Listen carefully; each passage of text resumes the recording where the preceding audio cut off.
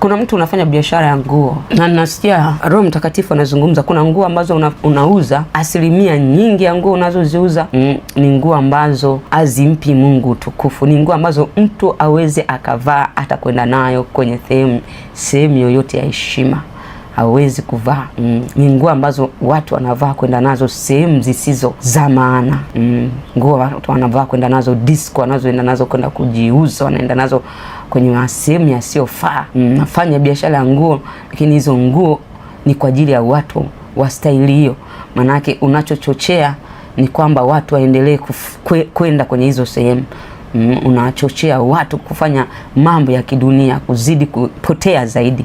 Kwa hiyo Roho Mtakatifu anasema hakikisha unatoa hizo nguo zisizofaa na kufanya biashara ya nguo zinazofaa.